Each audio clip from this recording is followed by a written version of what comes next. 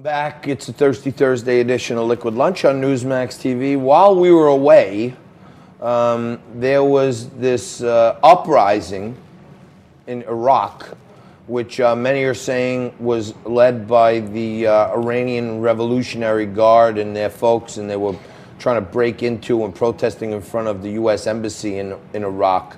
The unrest there is related to the tightening of sanctions by Donald Trump, which I think is a good thing. But when we need to really get into it, we bring in the senior fellow from Defense Priorities, Lieutenant Colonel Dan Davis, retired Army. And Colonel Davis, thanks for joining us today. You've been an outspoken critic on our show about, you know, getting our troops out of Afghanistan. And I really wanted to get your thoughts on what's happening here, because it looks like a de facto fight with Iran on Iraqi territory. Right, yeah, this is actually one of the reasons why I've been so outspoken on saying we need to remove our troops specifically from Iraq and Syria, maybe even more so than Afghanistan, because of potential issues like this. All of this mess at the embassy was spawned because of 27 December when a rocket attack against a U.S. post in Iraq hit some Americans and wounded some soldiers, killed an American contractor, and wounded some Iraqi troops. 2 days later, we retaliated against Kataib Hezbollah, KH they're called, which is an Iran-backed Iraqi militia that is fighting in the anti-ISIS fight for Baghdad. Now that's important because these are not just Iranian people. This is not even just independent troops. These are actually military organizations sanctioned by the Iraqi government and composed primarily of Iraqi citizens. So when we attacked and blew them up, that caused a lot of problems with the Iraqi government. Even the Sunnis, who might otherwise be at odds with the Shia, were upset about this. And here's the thing to me. If our troops are going to be deployed anywhere, they need to be deployed in defense of American security interests. Definitely not in support of anybody in Syria or the Baghdad government, which was the primary benefactor of our presence there. And all we do by remaining there is to put a target on the back of American troops. And I've literally been warning for months that we risk our troops being attacked there. And now it's happened. And what we have to be so careful of is that we don't escalate it beyond by, make more and more attacks, which could then actually draw us into not a proxy war, but an actual war against Iran. And I'm telling you, that would be catastrophic for us. All right, so Colonel, let me ask you this. There's clearly a lot of tension between the United States and Iran. The Supreme Leader, Ayatollah Khamenei, and the President are trading these threats on Twitter and otherwise. The President explicitly said to Iran on Twitter, this is not a warning, it's a threat. How dangerous is the reality and the possibility of escalation here? I mean, if we do go and attack these Iranian-backed militias in Iraq, could we be heading towards an armed conflict with Iran itself? And what would that look like?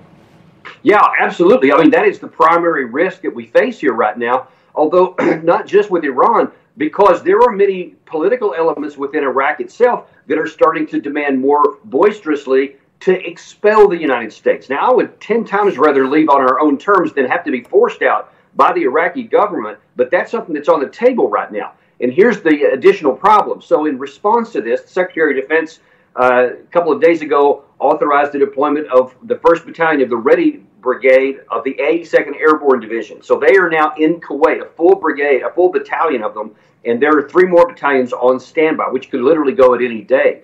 That's on top of the already 60,000 troops we have in the area. We don't need any more troops over there because we can handle whatever may come about with what we have already. We have too many and need to pull them back, because just imagine if we have all these troops and then some of these KH groups make good on their threats to retaliate for the 25 of them we killed, and more Americans are wounded or killed. Now, we're not going to just sit passively by. We're going to respond to that as is appropriate to defend our troops, whether they should be there or not. If they're attacked and killed, there's no way we're going to do anything besides respond and retaliate against that. But to break that cycle, we need to get our troops out of there so there's not a target on their back, because that doesn't help us out. We need to defend our security interests, not get sucked into another war. Colonel, I saw on some of these left-wing news channels, they're already trying to blame this on Trump, and they're saying that his reluctance to negotiate with Iran and the continued tightening of sanctions is causing this.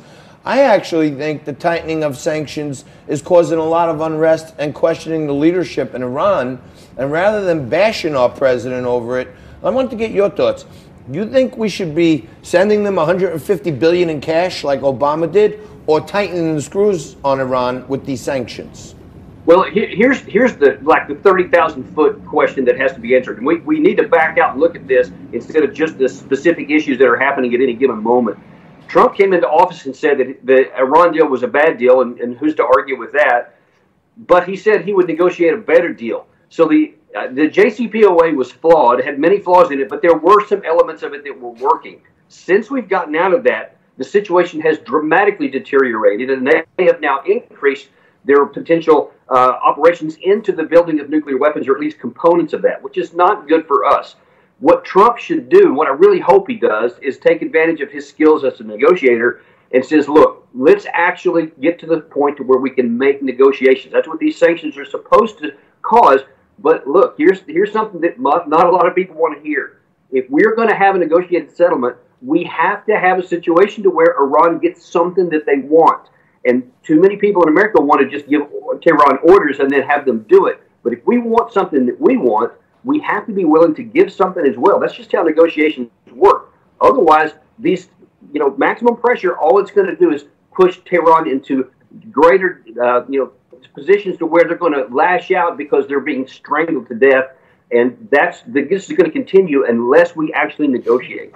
My final question on Iraq, Colonel, and then I'd love to pick your brain on North Korea if we can, is, the Iraqi government is supposed to be one of the rare allies of both the United States and of Iran. They're our allies because they came in as a result of an invasion that we led, and then we've continued to help prop up the Iraqi government. The only other entity that seems to be caring to prop up the Iraqi government is Iran, because they're both Shia Muslim countries in a region that's surrounded by Sunni Muslim countries. Given the fact that we both, meaning the United States and Iran, have so much of an interest in working with the Iraqi government and ensuring its stability, why are we seeing these embassy attacks? Why are we seeing this level of vitriol in Iraq from these Iranian-backed militias? Yeah, well, without question, 100%, this current outbreak on the embassy was exclusively due to the 25 members of the what's called Hashd al-Shaabi, is the overall umbrella group for all of those militia. It was in response to the 25 killed and the 50 wounded. That's what that was. But there's also a bigger issue involved here with the Iraqi government itself, because for the last several months, under the radar here, there have been some profound protests against the government because of their close cooperation with Iran. So if we want to see Iraq move further away from this orbit of Tehran, we need to just let events play out as they're going to domestically, because so far this issue here has distracted people from against the Afghan or the Iraq government, and it's moved them back into something negative to us. I'd like to take the focus off of us and let them have to deal with it politically, so that they do something that makes a lot more sense. Well, we always try to bring you the guests that know where the rubber meets the road. Senior fellow at Defense Priorities and retired Lieutenant Colonel Dan Davis always brings us that stuff from what's happening there on the ground, because he's been there on the ground. If I could just ask the Colonel one last question about North Korea. Sure. Secretary of Defense Mark Esper came out today and said diplomacy would work better for the North Koreans than threats about missiles. Where do you see the relationship with the United States and North Korea going? For a time, it was like going in a very positive direction, even talks of denuclearization. Then Kim Jong-un's threatening to launch Christmas present missiles at the United States. What's the way forward towards peace with North Korea? Yeah, and well, I'll tell you, I was in Hanoi last February when we were on the ground there, and I talked to representatives of the South Korean government and a number of other knowledgeable Americans, and by all accounts, there was a deal on the table. In fact, it had already been written into an agreement that they were just trying to finalize to get both Trump and Kim to sign. And then, according to everything we've read since, John Bolton convinced Trump to not take that and to demand something higher, which just infuriated everybody and caused a big break in it. Well, then we didn't do much military or diplomatically for many months as Trump was distracted with any number of other things.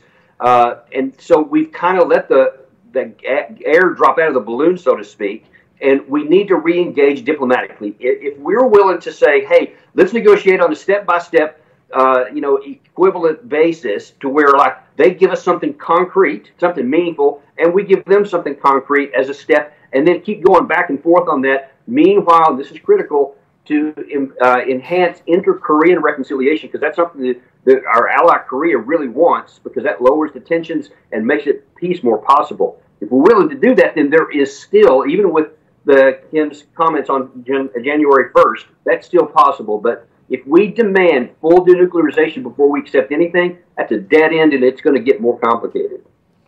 So, Dan Davis, thank you so much for joining us on the first edition of 2020. We really appreciate your insights, and hopefully one of these days we'll get you in studio for an actual liquid lunch with us. Yeah, I'd love to be there. Thanks. Thank you so much. That's retired Lieutenant Colonel Dan Davis from the U.S. Army and Senior Fellow at Defense Priorities, always there for us to give you the real deal, the inside scoop on what's happening with all of our military operations around the world. I'm for maximum pressure on both North Korea and Iran, but Dan Davis thinks we need a little bit of a carrot and a stick. We're going to take a quick break. We're going to come back right after this with DJ Jaffe to talk about mental health, which I need a lot of help with. Quick.